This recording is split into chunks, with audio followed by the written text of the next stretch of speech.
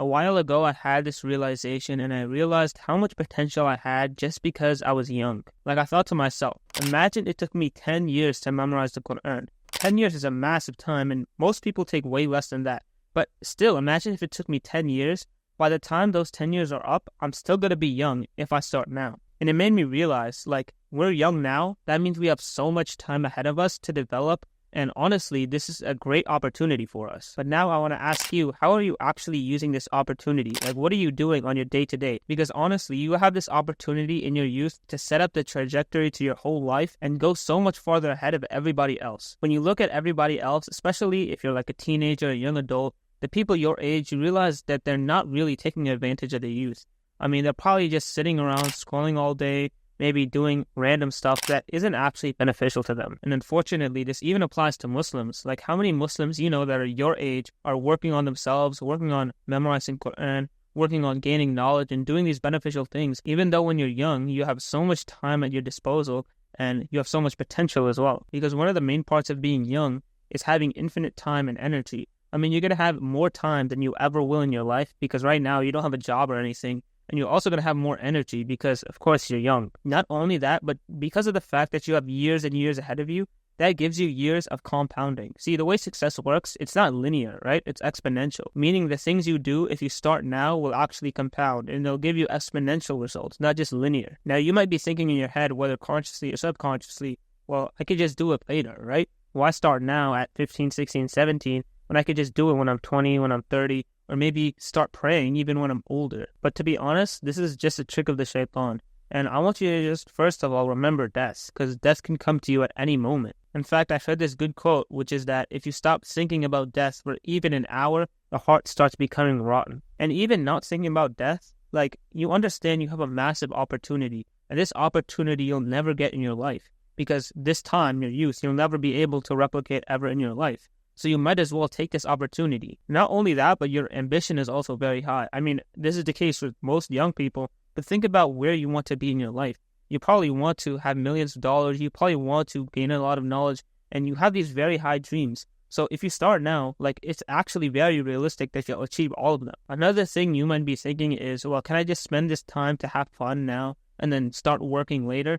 But to be honest, I feel like the stuff we do is not even fun. I mean, if you look at the time you spend wasting doing things like scrolling, watching TV, watching anime, playing video games, those things are not actually fun in your life. Like, they're not actually enjoyable. And they would also be way less enjoyable than achieving your goals and achieving your dream life. So, of course, you can have balance. You can have fun right now as you're young and you just want to have fun, right? But you could also chase your goals and improve yourself at the same time. Like, when it comes to these things, it's not completely binary. So anyways, what should you actually do if you want to get ahead of everybody else in your youth? The first thing, and maybe the most important principle that I want you to take away, is that your life should practically be guided by goals. Because at the end of the day, if you don't have goals, if you don't have somewhere to be, then you're always going to wander directionless. Even if you know, of course, that Allah created us with a purpose, and that is to worship Him, you have to understand how you worship Him. Like, you should always have a goal when striving in religion. Maybe for you, that's gaining knowledge. Maybe for you, if you're just starting out, that's praying your 5 daily salahs. But the point is, you should always have a goal and something that actually guides you. And there are 3 characteristics that I think make a good goal.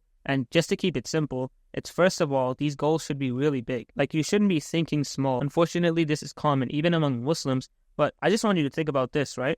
Allah can do anything. Allah is all-powerful. Meaning, whatever you think of, whatever money you want, whatever status you want, Allah is capable of giving you that. So what's the point in asking Allah for less? What's the point in asking Allah for $1 million when Allah has the power to give you $1 billion? If you understand that, then you understand there's literally 0 point in setting small goals, because Allah has the power to give you both, right? It's not like it's any different for Allah. Allah is still all-powerful. So never set small goals. Set goals that will actually change your life if you achieve them. Second thing is, you should actually care about the goal, and it should actually be important in your life. And the reason why I say this is because, unfortunately, a lot of people fall in trap of being swayed by influences and making goals that they don't actually care about. Like, a lot of people, for example, they see materialism on media, right? For example, they see Andrew Tate flashing his Bugattis and cars and whatever else, and they think that that should be their goal. But really, once they achieve it, if they do even achieve it, then they realize it doesn't even bring them satisfaction. So the reason why I say this is because you want to understand your influences, and you want to understand if the goal you have actually matters to you, like if you even actually care about it. And the last thing, and also the most important thing, is that these goals are aligned to Allah subhanahu wa ta'ala. And aligned doesn't mean it specifically has to be religious, although I recommend you at least put a couple of religious goals. But when I say aligned, I mean like even if it's fitness, right? Being fit and being healthy is in a way aligned to Allah subhanahu wa ta'ala because your body is a gift from Allah, right? So when you take care of it, it's still being grateful to Allah subhanahu wa ta'ala. So basically, when I say aligned to Allah, I'm saying anything that's not haram, right? Anything that's beneficial to you. Now, the next part of this, and this is equally important in my opinion, is set tasks for each goal that you have. For example, let's say you have 3 goals, and I think 3 goals is like a really good number to have. Maybe one is fitness, another is studies, and another is gaining knowledge. So let's just say, for example, you want to become a hafiz. I want you to set a task for each of these goals that you want to do every single day, or if not every single day, at least on a schedule. For example, for your first goal of fitness, you want to have a workout either every single day or 3 times a week or whenever else, but you want to stay strict on that schedule. For your second one, you want to study X amount of minutes every single day. For the third one, you want to revise Quran every day and also memorize a new portion of the Quran every day. The reason why you want to do this is because you want to make those tasks very clear-cut. Like you want to make it very obvious what you have to do to progress. Once you make it clear and obvious, then it's super easy. Just do the task every single day. Now, the second part of this is to gain knowledge. Now, this is even different from your goals because maybe your goal is to gain knowledge, maybe it's not. But my point is that every single young Muslim should be gaining knowledge. In fact, it's even obligatory on every single Muslim to have a base level of knowledge. You don't need to be a hafiz or anything technically, but it's obligatory for you to know a few things. Now, on the topic of being a hafiz or knowing hadith, these things are extremely beneficial, and especially when you're young, they compound over time. Like, just imagine reading one single hadith every single day. That's super small and super easy. You could do that every single day. But imagine doing that for 10 years. You'll have so much knowledge that it'll even surprise you. And again, with the memorization example I gave in the beginning, you're young now, and if you memorize it, even if it takes you 10 years or 5 years, you'll still be young by the end of that time, like relatively young, right? So you might as well just start now. And one of the main purposes of gaining knowledge is that it really, really helps you fight against sins.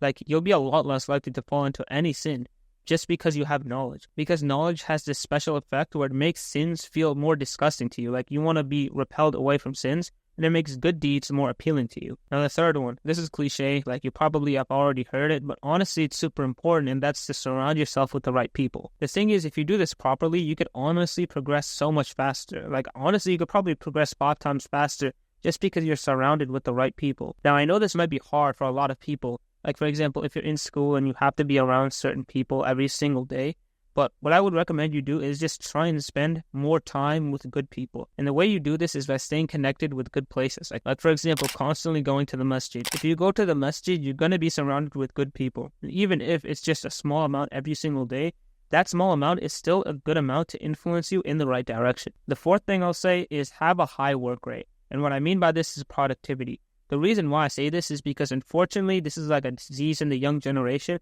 but we are really bad at working and we waste so much time. Like some people, for example, you'll see they have 10-hour screen times.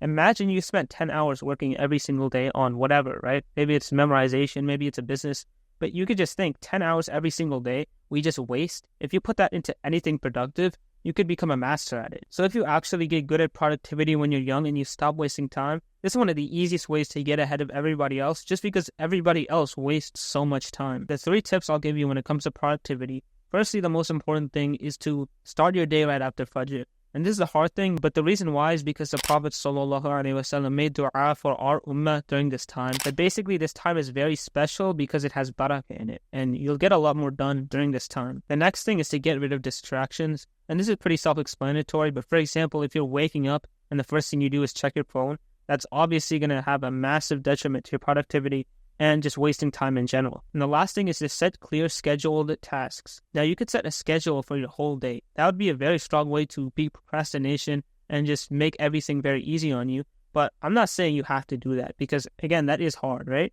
But what you want to do is at least set some scheduled time for some certain tasks. For example, set a time every single day that you're going to memorize Quran or that you're going to read hadith or gain knowledge or maybe study or anything like that. Like I said in the first tip, the morning is generally the best time, right after Fajr. Now, the 5th thing is to get rid of your bad habits. Now, by this, of course, I mean haram stuff, but a lot of times it's not necessarily just haram stuff.